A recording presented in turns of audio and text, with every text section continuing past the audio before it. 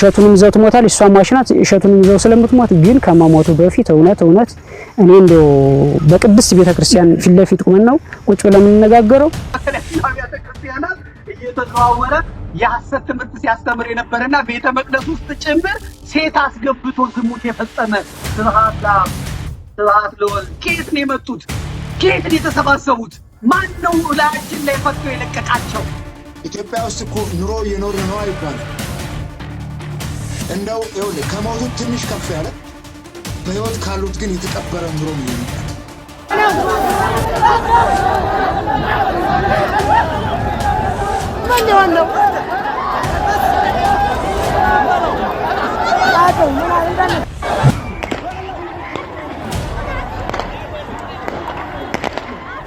አንገታቸውን ቅሉ ነው ያለው አላህ Subhanahu Wa Ta'ala።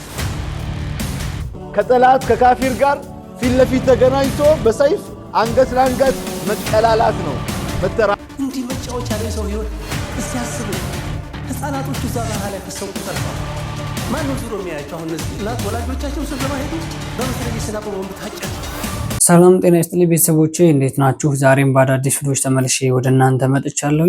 ጫፍ ላይ ያሳያችሁ ቪዲዮዎች ሐሳቤን የምሰጥባቸው ቪዲዮዎች ናቸው።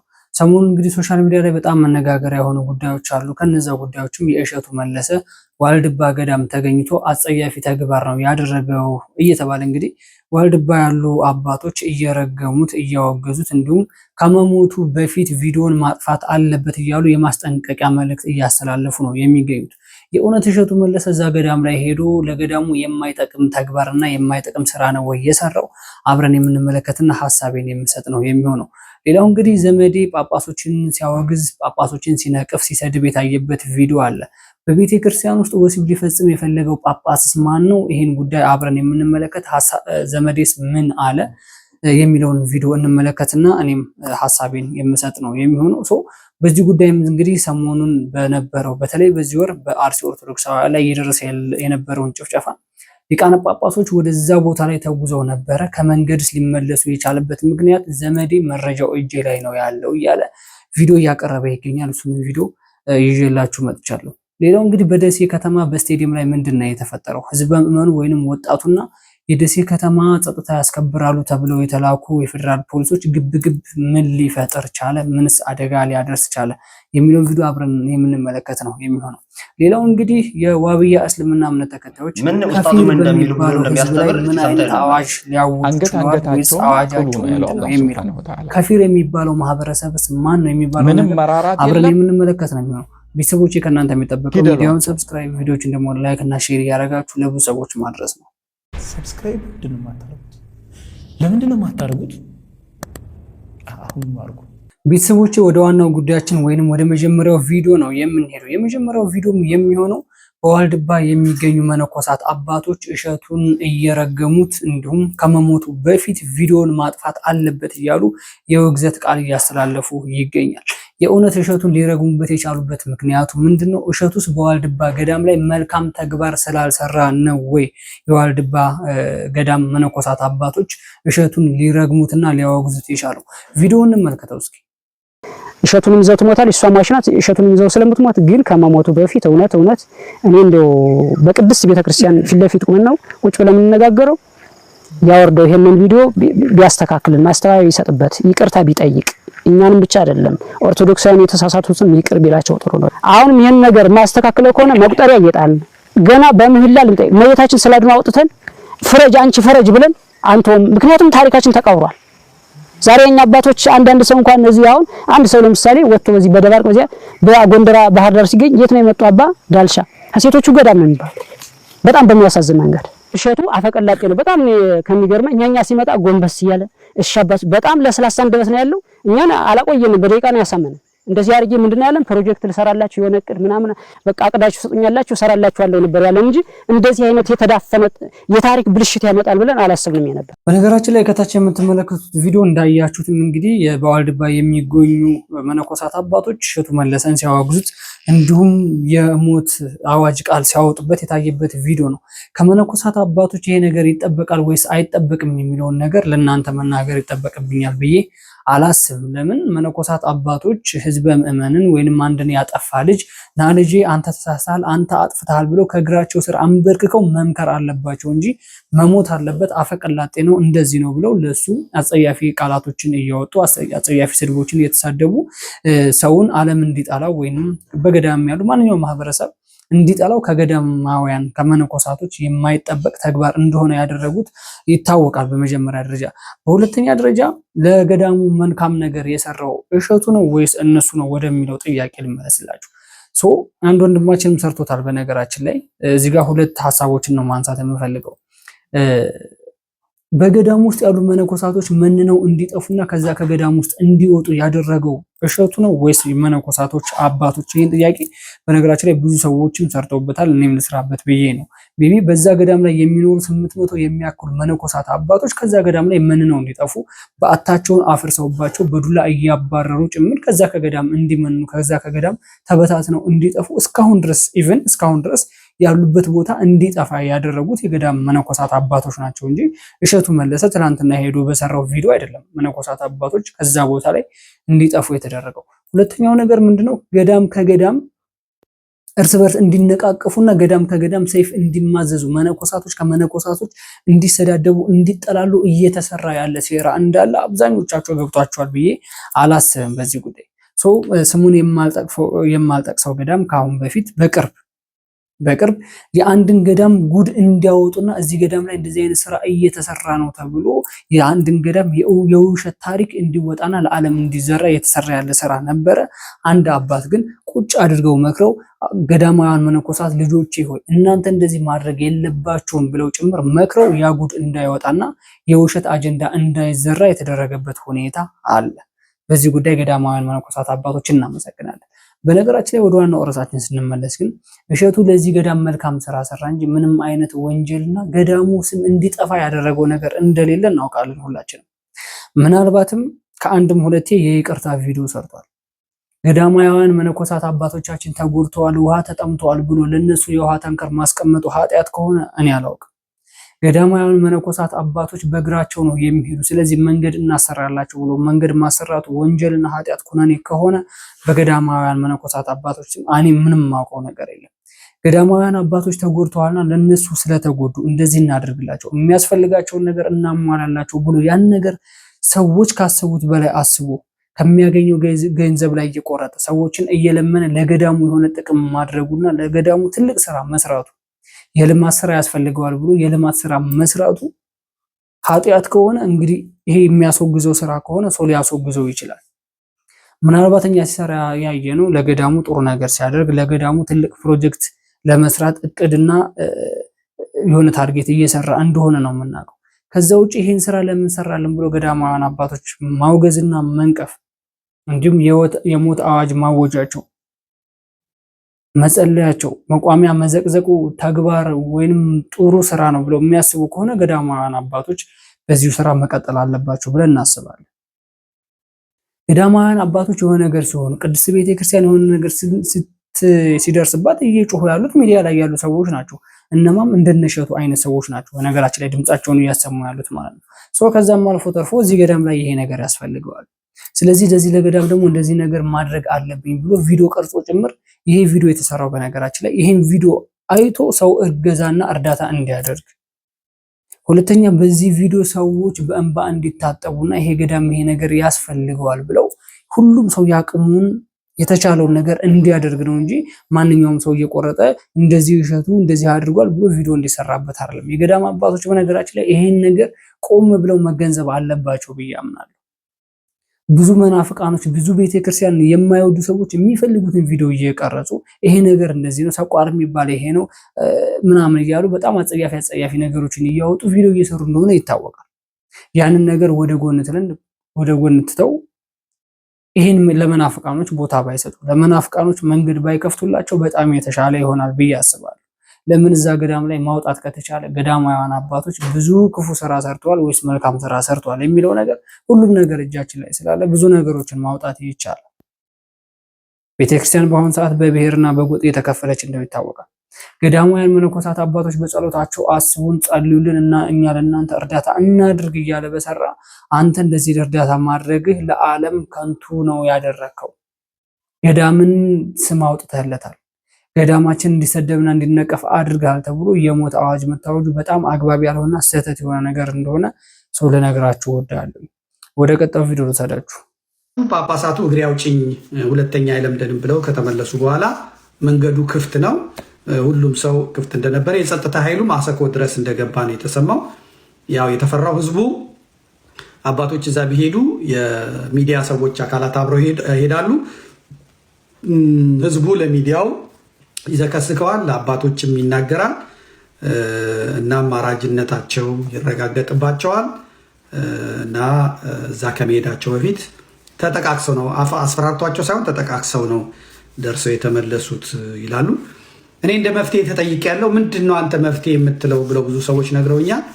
እኔ የምለው እረኞቹ ሽጠውሃል ነው የምለው። አዎ ትተውሃል ነው የምለው እና ሳንቲሙን ያዝ አድርጉት እና ብትታጠቁበት፣ ብትሰለጥኑበት፣ ብትረዳዱበት፣ ታጥቃችሁ ብትመክቱ፣ ገዳዮቻችሁ ሲመጡ ብትመክቱ፣ ራሳችሁን ብትከላከሉ ይሻላል ባይነኝ። ግን የኔ ምክር ብዙ ተቀባይነት የለውም። በዚህ ዘመን አስፈላጊ አይደለም። በዚህ ዘመን አስፈላጊ አይደለም። እኔ ግን አጀንዳዬን አልቀይርም። የዛሬው የአሰኮ ጉዞ ይሄን ይመስል ነበረ። ሌላ የመጡ አጀንዳዎች አሉ። እነዚህ አጀንዳዎች ብዙም አይመለከቱኝም። ብፁዓን አባቶቻችን ነዳጅ ጨመረ አያገባቸውም፣ የቤት ኪራይ የለባቸውም በሚል አንድ ጳጳስ አንድ ሀገረ ስብከት ሄዶ ስለጎበኘ ኮቴ ያለው ሄዶ ስላስቀደሰ አበላለሁ እና ከዛ በኋላ ለመቄዶንያ እንኳን የ100 ሚሊዮን ብር የ100 ሚሊዮን የሚያወጣ ቤት ትሸልማለህ። በጣም እንትን ነው እና መኖር አለባቸው። በጣም ከነሱ የሚጠብቁ ቤተሰብ አላቸው፣ ከነሱ የሚጠብቁ ወራሾች አሏቸው። እንደገና ብዙ መስራት አለባቸው፣ ብዙ መስራት አለባቸው እና አባቶቻችን ላይ እጃችሁን ባትቀስሩ ጥሩ ነው። መረዳት መቻል አለባችሁ፣ ልንረዳቸው ይገባል። ይህንን እድል ካህን ባይሆኑ አያገኙትም። እውነት ካህን ባይሆኑ አያገኙትም። አሁን ኢንጂነር የከሰረ ነው በዚህ ሰዓት፣ ዶክተር እግሩን እየበላ ነው። መምህር ቢሆኑ ጫማቸው ካልሲያቸው ይሸታል። ጳጳስ መሆን አሁን የደብረ አስተዳዳሪ መሆን እናቴማ ነው አይገኝም። እና ልጆቻችሁን እንደውም በዚህ በኩል ኢንቨስት አድርጋችሁ ወይ ጳጳስ ለማድረግ ምናምን መስራት አለባችሁ። ጳጳስ ስትሆኑ አንደኛ የቪአይፒ መግቢያ ያላችሁ፣ የዲፕሎማት መታወቂያ ነው ያላችሁ። የፈለጋችሁበት ሀገር በፈለጋችሁበት ሰዓት ትሄዳላችሁ። አሜሪካ ብትሄዱ በየሄዳችሁበት አጥቢያ እንደዚህ ቤተክርስቲያን ተቃጥሏል ምናምን ትላላችሁ። ይሄ ምስኪን ፓርኪንግ ሲሰራ ኩላሊቱ የሚፈርጠው ሁሉ አምጥቶ ይሰጣችኋል። እነሱ ያን ዶላር ይዘው ቀላል ነው ገንዘብ ለማግኘት የትኛውም ሀገር ለማግኘት እንትና። በነገራችን ላይ በኦሮሚያ ክልል ያሉ ኦርቶዶክሳውያኖች በአሁኑም ሰዓት እገታ እፈናው እየቀረላቸው አይደለም። ዛሬም የቀድሞ ወዳጄ ታግቶ በመቶ ሺዎች ብር እንደተጠየቀ እጅ ላይ መረጃ ደርሶኛል። የቀድሞ ወዳጄ ማለት ነው። ከአሁን በፊት የተሰራው የሊቃነ ጳጳሶች ወደ ኦሮሚያ ክልል ተጉዞ ኦርቶዶክሳውያን የደረሰባቸውን ግፍና መከራ ለማየት ቤተክርስቲያን መቃጠሉን እና አለመቃጠሉን ለማየት የተሰራ ያለው ስራ በጣም ስህተት እንደሆነ ይታወቃል። ብፁዓን አባቶች መንገድ ላይ ማለፍ አትችሉም ወይንም ጦርነት አለ በመባል እንደተመለሱና ከብትና በሬ ተሰጥቷቸው እንደተመለሱ ቪዲዮችም ጭምር እጃችን ላይ አለ። ያ ነገር ስህተት ነው ትክክል ነው የሚለው ነገር ለእናንተ አሁንም ቢሆን መናገር ይጠበቅብኛል ብዬ አላስብም። ዘመዴ እንደተናገረው ብፁዓን አባቶች ቤት ኪራይ የለባቸውም። ብፁዓን አባቶች የሚያስቡበት ነገር የለም። ለምን? በቤተክርስቲያን ስም የሚሰበሰብ የህዝብ ገንዘብ አለ። በዛ እንደሚኖሩ ቤተክርስቲያን ደሞዝ እንደምትከፍላቸው የሚኖሩበት የሚንቀሳቀሱበት መኪና እንደማይቸግራቸውም ይታወቃል። እየተቸገረ ያለው በአሁኑ ሰዓት ኦርቶዶክሳውያን ህዝብ መንከታች አለ። ብፁዓን አባቶችን የሚያከብር ቤተክርስቲያን የሚወድ ቤተክርስቲያን የሚያንጽና የሚያሳንጽ ካለው ላይ ከብቱን እየሸጠ ካለው ከሰቡ ላይ እየቀነሰ ለቤተክርስቲያን ግብር ብሎ እየሰጠ ያለው ህዝበ ምዕመን ኦርቶዶክስ ነው እየተቸገረ ያለው ማለት። ስለዚህ ብፁዓን አባቶች በዛ መንገድ ላይ ሄደው እዛ የኦርቶዶክሳውያን ግፍና መከራ ሳያዩ መምጣታቸው የብዙ ኦርቶዶክሳውያንን ልብ የሰበረ ጉዳይ ነው። በነገራችን ላይ እነሱ ከመንገድ ላይ ፈርተው እንደዛ የሚመለሱ ከሆነ እዛ በእሳት ተከበው ያሉ ኦርቶዶክሳውያኖች፣ ቅድስት ቤተክርስቲያናቸው ስትቃጠል እያዩ ያሉ ኦርቶዶክሳውያኖች፣ ልጃቸው እየታረደባቸው ልጃቸው እየተገደለባቸው እያዩ ያሉ ኦርቶዶክሳውያኖች፣ ልጆች ያለ አባት ወላጆች ደግሞ ያለ ጣሪ ቀባሪ ያጡ ኦርቶዶክሳውያኖች ህመሙና መከራው ምን ያህል እንደሆነ ሊገባቸው ይችላል ብዬ አስባለሁኝ በዚህ ጉዳይ። ስለዚህ እነሱ ከመንገድ የተመለሱበት ምክንያት ሌላ ምክንያት ሊሆን ይችላል። መንገድ ላይ በሬዎች እየተሸለመበት ያለበት ምክንያት ሌላ ሴራ ሊሆን ይችላል። እነሱ የሆኑበትን ዓላማ ማሳካት ነበረባቸው። በሰዓቱ መንገድ ላይ እንደዚህ ነው ተብሎ እናንተም መፍራት አለባችሁ፣ እንደዚህ ያለ ጦርነት አለ ተብሎ ያን ነገር ከህዝብ በፊት እኮ ቀድመን እንገኛለን ቀድመን እንሞታለን እያሉ ደረታቸውን ነፍተው ሲናገሩ የነበሩ ብፁዓን አባቶች ናቸው። ለቅድስት ቤተክርስቲያን ቆመን እንገኛለን ቀድመንም እንገኛለን፣ ቤተክርስቲያን ከመቃጠሏ በፊት እኛ እንቃጠላለን እያሉ እያደፋፈሩ ሲናገሩ የነበሩ ብፁዓን አባቶች ናቸው። በአሁን ሰዓት ማን ነው እየተጎዳ ያለው? አርሲ ያሉ ኦርቶዶክሳውያኖች ናቸው።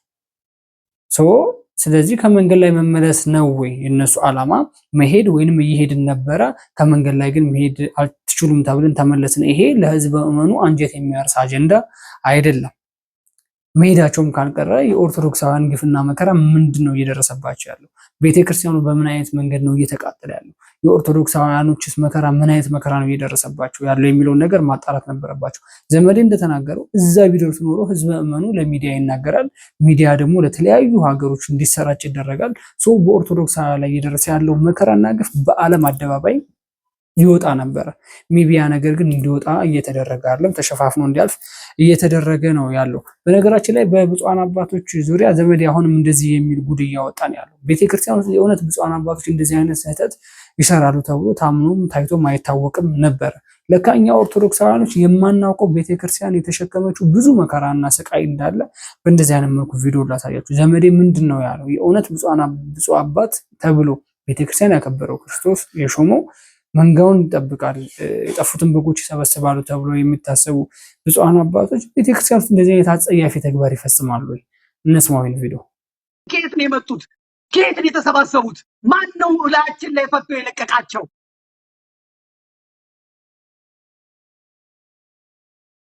እንመለከታለን። እንግዲህ አንድ ሁለት ብለን እንቁጠር። ሂድ አምጣልኝ። ዛሬ አሩሲ ብሄድ ይቀርብ ነው።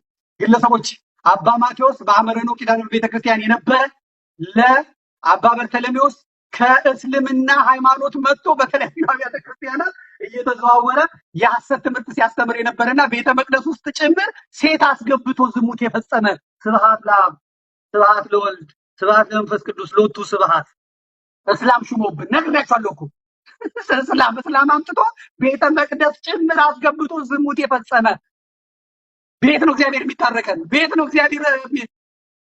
አባ ጴጥሮስ በተክለ ሃይማኖት ገዳም ተቀምጦ ዝሙት ሲፈጽም የነበረ አባ መልከጼዴቅ በቡንኪዶ ቅድስት ሥላሴ ቤተክርስቲያን በዲማ ወረዳ ቤተ ክህነት ሙሉ በሙሉ የምንፍቅና ትምህርት ሲያስተምር የነበረ አባ ዳንኤል በሕዝብ ፊት ባሮ ወንዝ ላይ ቆቡን ጥሎ ቤተክርስቲያንን ያዋረደ በጥቅሉ ከላይ የተጠቀሱ ግለሰቦች በሊቀ ጳጳሱ አመንኳሽነት በየአጥቢያ ቤተክርስቲያኑ የሐሰት ትምህርትና በግላጭ ዝሙት ሲፈጽሙ ከቆዩ በኋላ ወደ ነበሩበት ተሐድሶና ፕሮቴስታንትነት ተመልሰዋል። መድኃኔዓለም አባቴ ንቀል የጳጳስ ዘንዶ ከቤተ ክርስቲያኒቷ ላይ አባቴ መድኃኔዓለም ደብረ ዘይት የተሰራው ቤት፣ ኮተቤ የተሰራው ቤት ቪላ የጳጳስ ማለት። በተጨማሪም ታደለ የተባለ በቀን ሰራይ ሲተዳደር የነበረ የመከላከያ ሰራዊትን ተቀላቅሎ እያገለገለ ሳለ አማራ ክልል በሚንቀሳቀሱ ታጣቂዎች ተማርኮ ወደ ተወለደበት ደቡብ ክልል እንዲመለስ ተደርጎ በሚኖርበት መጀመሪያ ላይ በነበራቸው ትውውቅና ስራ እሰጥሃለሁ በማለት ጠርተው አስመጥተው ሳይውል ሳያድር አሁን እዚህ ጋር ከእናንተም ጠብቀው ነገር ምንድነው? ኮመንት ብቻ ነው። በነገራችን ላይ በአሁን ሰዓት መወገዝ ያለበት ከቤተ ክርስቲያን እየወጣ ያለው ወደ ፕሮቴስታንት እየተቀላቀለ ያለው አገልጋይና ህዝበ ምዕመን ነው ወይስ ቤተ ክርስቲያን ቁጭ ብለው ቤተ ክርስቲያንን እናገለግላለን፣ ህዝበ ምዕመኑን እንባርካለን፣ የጠፉትን በጎች እንሰበስባለን፣ መንጋውንም እንጠብቃለን ብለው ቤተ ክርስቲያንና ህዝበ ምዕመኑን እየሸወዱ ያሉ በእንደዚህ አይነት መልኩ ቤተ ክርስቲያን ከቤተ ክርስቲያን ህግና ስርዓት ውጪ የሆኑ ለህዝበ ምዕመኑ የሚያስተምሩትን ነገር ወይንም ህዝበ ምዕመኑ ይሄን ነገር እንዳታደርጉ ይሄ ነገር አስጸያፊ ነው በኦርቶዶክስ አስተምሮም የለም ብለው እነሱ ግን የሚያደርጉት ስህተት እንደዚህ አይነት ሰዎች ናቸው መወገዝ ያለባቸው። ኮመንት ላይ ጽፉልኝ ደስ ይለኛል። በነገራችን ላይ ብፁዓን አባቶች በእንደዚህ አይነት መልኩ እንደዚህ አይነት ቤተ መቅደስ ውስጥ አጸያፊ ስራ የሚሰሩ አጸያፊ ተግባር የሚፈጽሙ ከሆነ ህዝበ ምዕመኑ ከነሱ ምንድነው የሚማረው? እኛ ምንድነው የምንማረው ከነሱ? የእውነት ቤተክርስቲያንን በትክክለኛው መንገድ እያከበራትና በትክክለኛው መንገድ እያስከበራት ያለው የቤተክርስቲያንን ህግና ስርዓት እየጠበቀ ያለው ብፁዓን አባቶች ናቸው ወይስ ህዝበ ምዕመኑ ናቸው?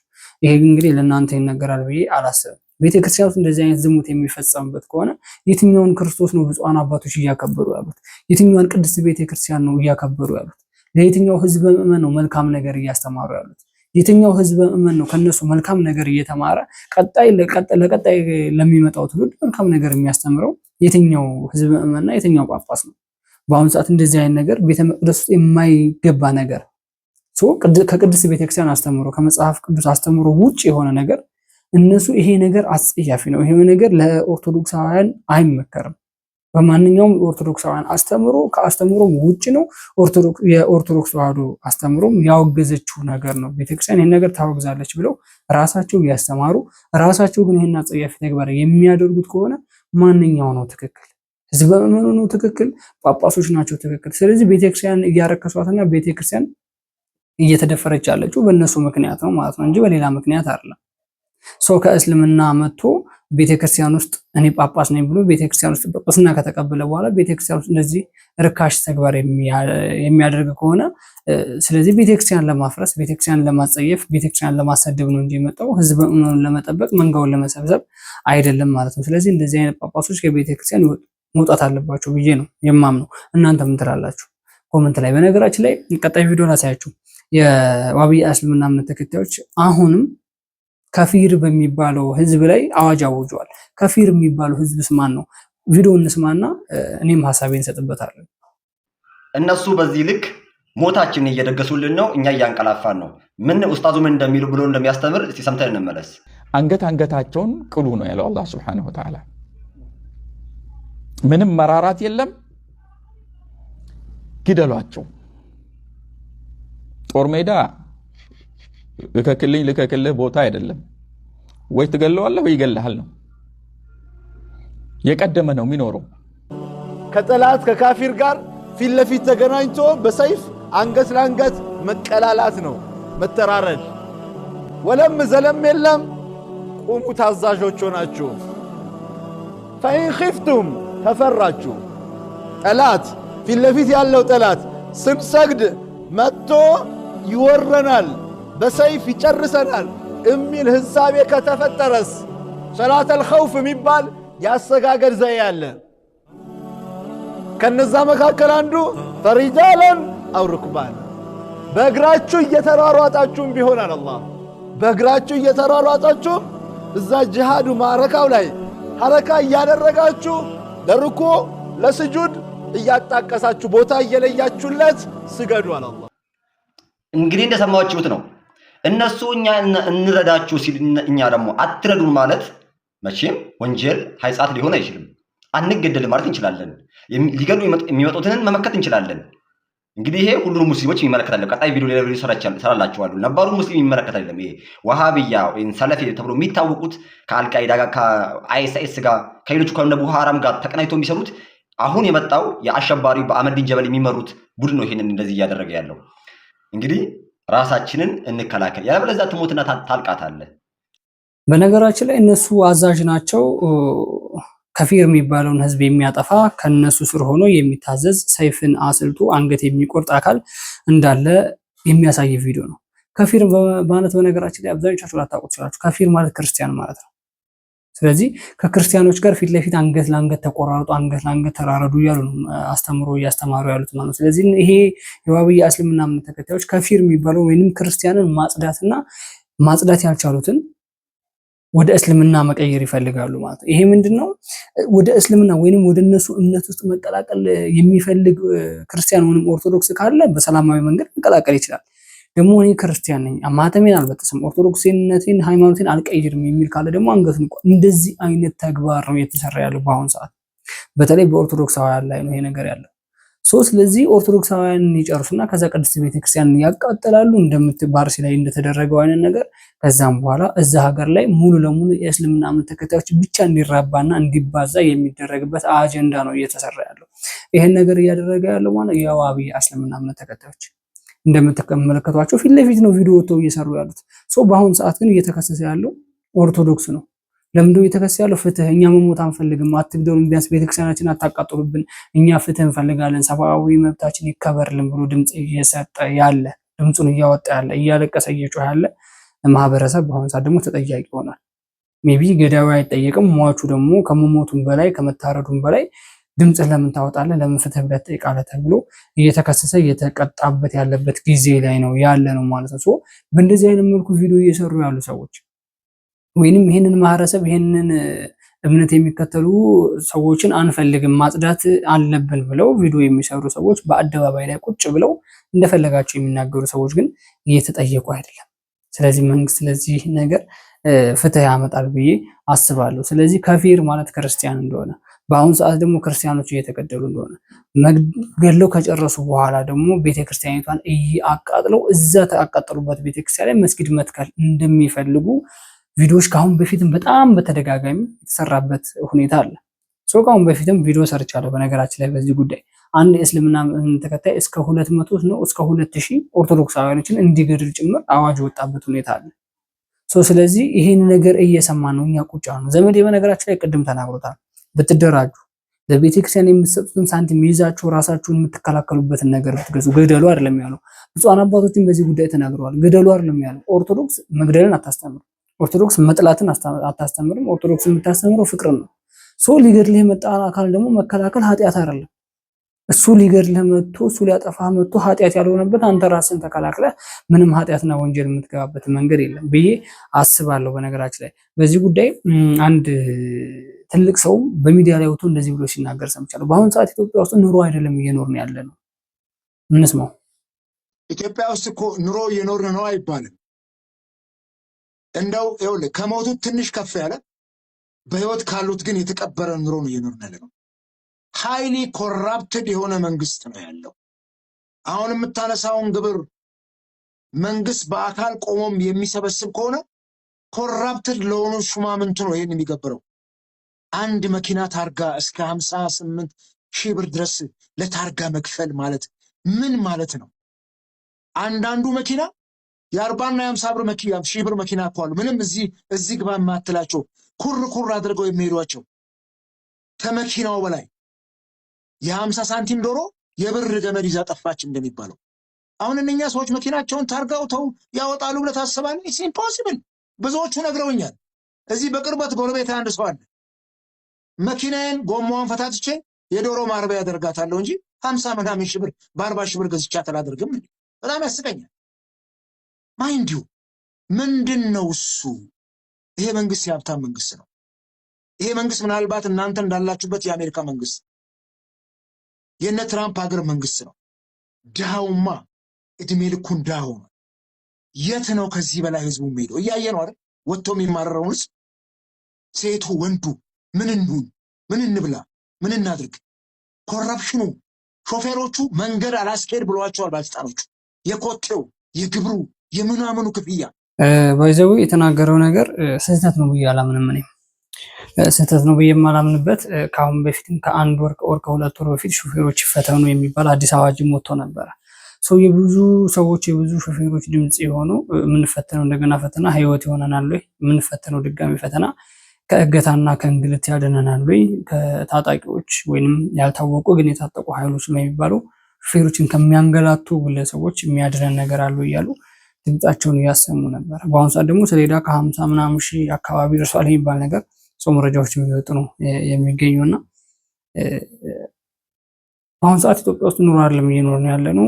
ሽንኩርት እንኳን ከዚህ አቅም ደርሶ እዚህ ደርሷል እያለ ጭምር ሀሳቡን እየሰጠን ያለውና ሜቢ ይሄ ነገር የሚዋሽ ነገር አለ። ለምን በአይን እየታየ በጆሮ ብቻ የሚሰማ ሳይሆን እንደዚህ በተግባር እየታየ ያለ ሁኔታ ስለሆነ ማለት ነው። እየወጣ ያለው አዋጅ ይሰራል አይሰራም እሱ ለነሱ ተነዋል። ሜቢ ያ ነገር ተግባራዊ እየዋለ ነው ወይስ ተግባራዊ ላይ አልዋለም የሚለው ነገር ሜቢ ለሆነ ጥቅም የሚውል ነገር ወይንም ለመንግስት ጥቅም የሚውል ነገር ተግባራዊ እየዋለ ነው። ማህበረሰቡን የሚጠቅም ነገር ግን ተግባራዊ እየዋለ አይደለም።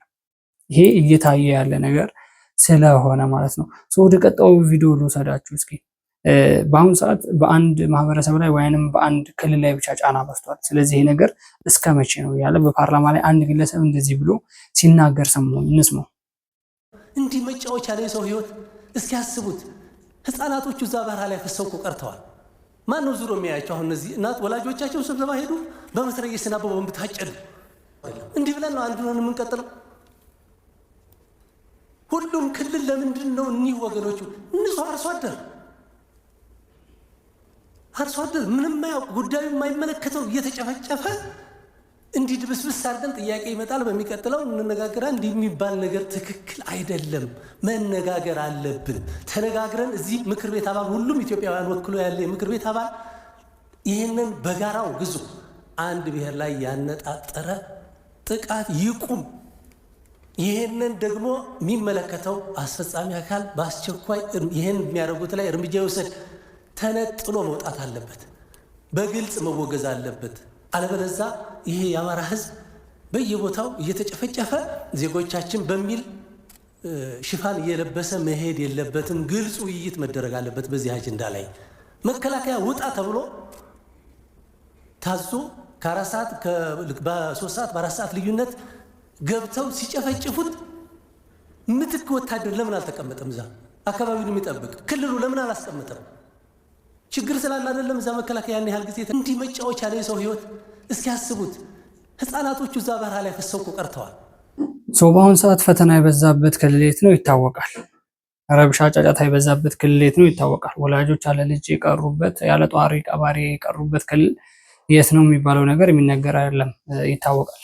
በዚህ ጉዳይ ብፁዕ አባታችን አቡነ አብርሃም ትናንት በሰራሁት ቪዲዮ ላይ የተናገሩት ነገር አለ። በአማራ ክልል ላይ የደረሰ ያለውን ጫናን የምቃወማለሁ፣ እዛ ክልል ላይ ከሚሞቱት ጋር ለመሞት ከታሰሩት ጋር ለመታሰር እኔም ዝግጁ ነኝ የሚል ድምጻቸውን እያሰሙ ያሉ ብፁዕ አባታችን አቡነ አብርሃም ናቸው። በነገራችን ላይ እንደ ማህበረሰብ ስለ ማህበረሰብ ይመለከተኛል፣ እንደ ቤተክርስቲያን ስለ ቤተክርስቲያን ይመለከተኛል፣ እንደ ሀገርም ስለ ሀገር ይመለከተኛል ብለው ከብፁዕ አባት ቀድሞ የተገኙ ያሉ ብፁዕ አባታችን ናቸው በነገራችን ላይና ይሄ አባታችን ወይንም ይሄ ወንድማችንም በፓርላማ ላይ ነው በአደባባይ እየተናገረ ያለው። በአንድ ክልል ላይ ጫና ይደርሳል፣ አንድ ክልል ላይ ኃይለኛ ጦርነት ይከፈታል፣ ህዝበ ምዕመኑም ያልቃል፣ ህዝቡም ይጨፈጨፋል። ከዛ በኋላ ግን ዜጎቻችን ተብሎ መግለጫ ይወጣል። የአንድ ክልል ዜጋ ብቻ አይደለም እያለ ነው ድምጽ እያሰማ ያለው። ለምንድን ነው እዛ ክልል ላይ ተብሎ ሊጠቀስ ያልቻለበት ምክንያቱ ምንድን ነው? አማራ ክልል ከሆነ አማራ ክልል፣ ኦሮሚያ ክልል ከሆነ ኦሮሚያ ክልል፣ ትግራይ ከሆነ ትግራይ ተብሎ እየተጠቀሰ አይደለም። ዜጎቻችን ተብሎ እየተሸፋፈነ ነው የሚያልፈው እያለን ድምፁን እያሰማ ያለው። እንደዚህ አይነት ለማህበረሰባቸው የሚቆረቆሩ ሰዎች ግን የት ገቡ? የብዙ ሰዎች ጥያቄ ነው። ለማህበረሰቦቻቸው፣ ለዜጎቻቸው፣ ለሀገራቸው ሀገራችን እየፈረሰች ነው፣ ዜጎቻችን እየሞቱ ነው፣ ክልላችንም እየወደመ ነው እያሉ በፓርላማ ላይ ፊት ለፊት መንግስት እየተጋፈጡ እየተናገሩ ያሉ ባለስልጣኖች፣ የፓርላማ አባሎች የሉም በአሁኑ ሰዓት። የት ነው የገቡት? ብዙ ጊዜ ይህን በነገራችን ላይ ብዙ ሰዎችም ጠይቋል፣ እኔም ጠይቄያለሁ የት እንደገቡ ማለት ነው። እስካሁን ድረስ እንግዲህ ድምጻቸው የለም። ከሴትም ከወንድም ፊት ለፊት መንግስትን እየተጋፈጡ ስለ ዜጎቻቸው እየጮሁ እያነቡ ጭምር የተናገሩ የፓርላማ አባሎች ነበሩ። በአሁኑ ሰዓት ግን ድምጻቸው ጠፍቷል። ወደ ቀጣዩ ቪዲዮ ወሰዳችሁ። በደሴ ከተማ ምንድን ነው የተፈጠረው? ፌዴራል ፖሊሶቹን እና ወጣቱን ግብግብ ሊፈጥር የተፈጠረበት ሁኔታ አለ በስቴዲየም ውስጥና ምን ተፈጥሮ ነው እዛ ስቴዲየም የሚለውን ነገር እንመልከት።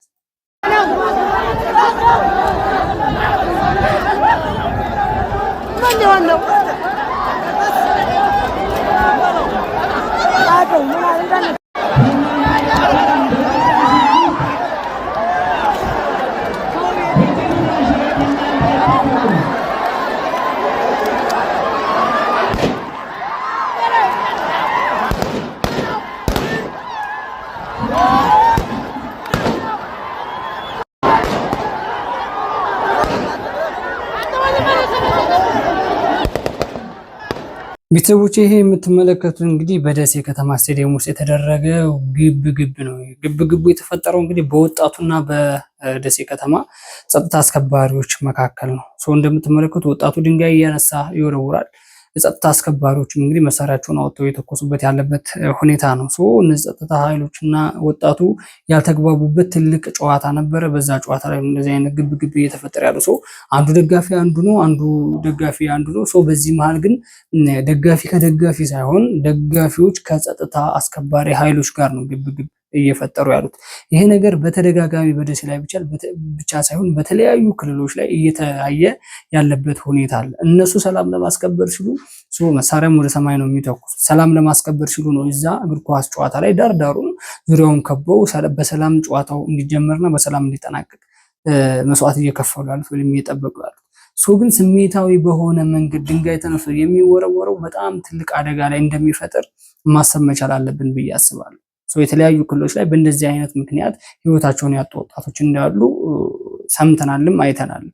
ሜቢ ከጸጥታ ኃይሎች ጋር ባለመስማማት፣ ከጸጥታ ኃይሎች ጋር ግብግብ መፍጠር። ጸጥታ ኃይሎችም እኮ ነፍስ ነው ያሉት። እነሱ ነፍሳቸውን ለማዳን የሚወረወረውን ድንጋይ ለመሸሽ ሲሉ እነሱም ያልሆነ ነገር ነው የሚያደርጉትና ስለዚህ ይሄን ነገር በጣም በትኩረት ቢታይበት በጣም የተሻለ ይሆናል ብዬ አስባለሁ። ስሜታዊ በመሆን ከተጫዋቾቹ በላይ ደጋፊው ስሜታዊ ይሆንና ከአልሆነ አካል ጋር ግብግብ ይፈጥራል፣ ካልሆነ አካል ጋር ሰጣ ገባ ውስጥ ይፈጥራል። ስለዚህ ህይወት እስከ ማጣት እስከ መቀጠፍ የሚደርሱበት ሁኔታ ነው ያለው በዚህ በእግር ኳስ ጉዳይ ማለት ነው። የዛሬው ቪዲዮ ይሄንን ይመስላል። ቀጣይ ደግሞ በአዳዲስ መረጃዎች በአዳዲስ ቪዲዮ ተመልሰን እንገናኛለን። እስከዛው ድረስ ሚዲያውን ሰብስክራይብ፣ ቪዲዮዎቹን ደግሞ ላይክ እና ሼር እያደረጋችሁ ለብዙ ሰዎች አድርሱልኝ።